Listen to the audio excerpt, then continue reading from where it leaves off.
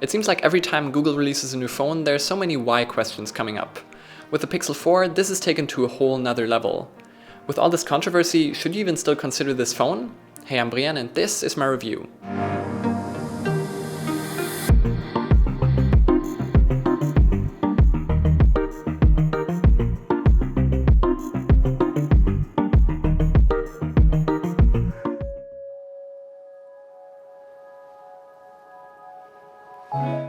Because there's so many why questions, why not focus on those for this review?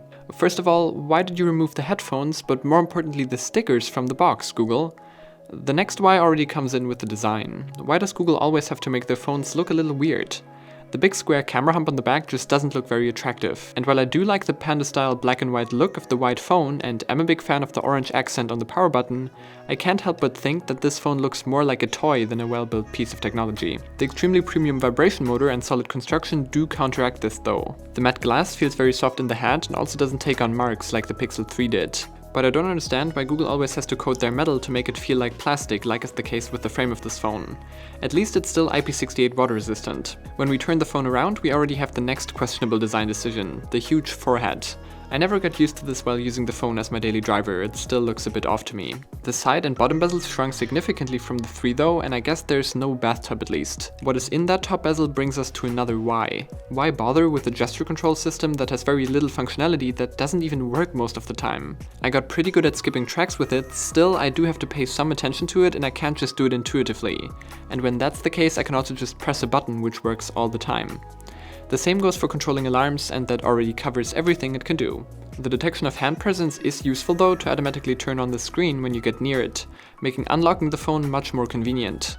You just get your hand near the phone, it scans your face and unlocks. I'd say that it's nicer than a fingerprint sensor and that Google's implementation is better than Apple's, also because it works in every direction and doesn't require a swipe. But beware that it works with your eyes closed. The lack of a fingerprint sensor gets in the way when it comes to apps, because most Android apps don't support Face Unlock yet, so you have to enter passwords all the time. What I also don't like is that I can't see notification content by just tapping the screen until I place my face over the phone, since it hides that when your face isn't in sight. Some might find this useful though, I guess. The always on display is very great, I love this feature even just to glance at the time.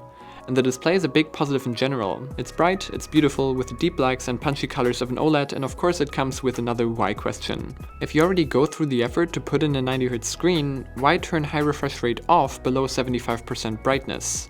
Above 75% it makes scrolling much more fluid and the software feels even snappier.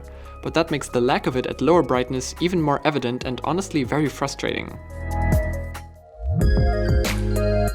One answer to why they didn't fully commit to 90Hz might of course be battery life.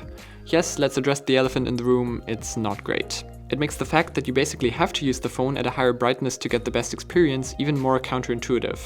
Why did you think a smaller battery was a good idea, Google? You will not get through a day with the Pixel 4, period. That's just not possible with screen on times around 4 hours max. But to be honest, that's not that much worse than the Pixel 3 was. I know that doesn't make it better. Because of this, I appreciate that there's wireless charging, because said wireless charger will basically become its natural habitat. Charging via the cable is reasonably fast, but I wish it was faster because you have to top it up so much. On a positive note, there are no performance issues this time around. That's finally figured out thanks to 6GB of RAM and the Snapdragon 855. It's not the 855 Plus, but unlike the maximum of 128GB of storage, which could get on some people's nerves, the chip really doesn't matter. It's fast and the super fluid, beautifully animated and very polished software does the rest. This is the closest you'll get on Android to what makes the iPhone so unique. Everything just fits together. Android 10 is a mixed bag in terms of features though. Live caption and live transcribe work well, but I don't really need them. The gesture navigation is still done wrong because it takes up space at the bottom and the back gesture is a nightmare when using the keyboard or any app with a side menu. The system-wide dark mode and themes on the other hand are great. Some other small things, you can still squeeze the phone for the assistant, there's still no dual SIM which is annoying, and the stereo speakers are really good, like actually amazingly so. Very loud and still clear. Finishing up with what's always the main event of the Pixel, the camera.